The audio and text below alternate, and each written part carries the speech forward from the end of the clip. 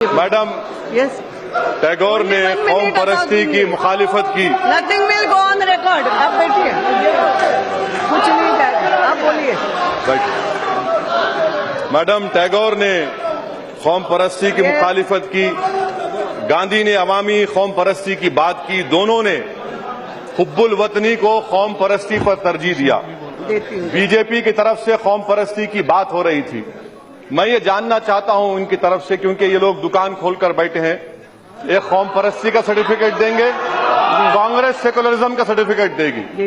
मैं बीजेपी से पूछना चाहता हूं, नागा लिम, नागा एकॉर्ड क्या है? वो नागा लिम कहते हैं और हिंदुस्तान को नहीं मानते। आप हिंदुस्तान में उनसे बात नहीं किए, सिंगापुर में किए। आप बताइए कौम परस्त कौन है? पंजाब के चीफ मिनिस्टर ने 1984 में हिंदुस्तान के कॉन्स्टिट्यूशन को जलाया। आप उनकी तायीद कर रहे हैं। कौम परस्त कौन है? तीसरी बात, आप अफजल की बात करते हैं। आप अफजल की बात करते हैं। जो नारे जेएनयू में लगाए गए, मैं उसको नहीं मानता, मैं उससे मुत्तफिक नहीं हूं। मगर श्रीनगर में रोज जुमे के दिन नारे लगाए जाते हैं, क्या पूरे श्रीनगर को बंद कर देंगे? पीडीपी की आप तायीद क्यों कर रहे हैं? कहां गई आपकी हुब्बुल वतनी? कहां गई आपकी कौम परस्ती? कहां गए आपके भारत माता के वो नारे? कहां गए आपकी हिंदुस्तान से मोहब्बत? जब पीडीपी ने अफजल गुरु को शहीद करार दिया, ट्रेवेस्टी ऑफ जस्टिस कहा, आप उसकी बात नहीं करते। मैं आपको बताना चाह रहा हूं मैडम, अफजल मसला नहीं है। अफजल कश्मीर में क्या हो रहा है, क्या इस पर आप तवज्जो देंगे?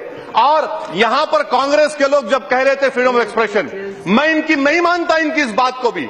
इन्हीं के दौर में अफजल को फांसी दी गई थी, कानून का फैसला था। मगर क्यों नहीं अफजल की बेवा को उससे मिलने दिया गया? क्यों नहीं अफजल की लाश को उसके बेवा के हवाले किया गया?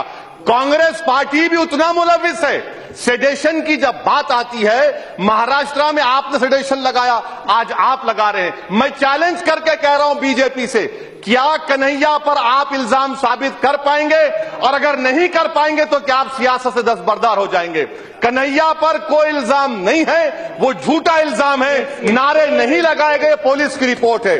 मैडम, रोहित की बात, मैडम मैं खत्म कर, रोहित की बात, रोहित का कत्ल नहीं होता अगर दत्तात्रेय खत नहीं लिखते।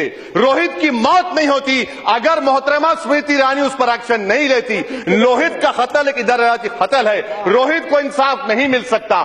आखिर में मैडम, मैं ये बात अपनी मुकम्मल कर रहा हूं, आपसे मैं बात कह रहा हूं कि कांग्रेस की हुकूमत रही तो ये कहते हैं कि हमारी लिबरल आइडियोलॉजी, बीजेपी की हुकूमत रही तो सावरकर की, गोलवालकर की, दीनदयाल उपाध्याय की आइडियोलॉजी। अरे आइडियोलॉजी की बात कब तक करोगे तुम दोनों? हिंदुस्तान का दस्तूर कहां गया? खाक में चला गया क्या हिंदुस्तान के दस्तूर को? और आप अपनी आइडियोलॉजी थोप रहे हैं, हम हमारे गलों पर थोप रहे हैं। अगर मैं आपकी, सावरकर की, दीनदयाल उपाध्याय की इस आइडियोलॉजी की मुखालिफत कर रहा हूं, अगर मैं बागी हूं तो मुझे अपनी बगावत पर फख्र रहेगा। मैं आपसे बगावत करता रहूंगा, मुल्क से नहीं करता रहूंगा। मैं इसीलिए आपके जरिए हुकूमत से कह रहा हूं मैडम कि दलितों को इंसाफ आपसे नहीं मिल सकता, क्योंकि आप एंटी दलित हैं। आप अगर कोई नारा लगाता है मैडम कि मैं मनुवादी के खिलाफ हूं, मैं फिरका परस्ती के खिलाफ हूं, तो इसमें कौन सी बुरी बात है? इसीलिए मैं हुकूमत, इट्स ओके, हो गया। राजेश रंजन जी, यू वांट टू स्पीक? बोलिए। गलत हो रहा है, जेएनयू में जो गलत हो रहा है, और इस तरह से करने से आप जेएनयू में नहीं दाखिल हो सकते। बैठिए, हो गया। अध्यक्ष जी, राजेश रंजन जी, मैं बात खत्म कर, कहाँ कर रहे हो? बात को मुकम्मल, प्लीज। यस, बात खत्म कर देता। हाँ मैडम, मैं अपनी बात इस बात पर खत्म कर रहा हूं कि आइडियोलॉजीज को मत थोपिए।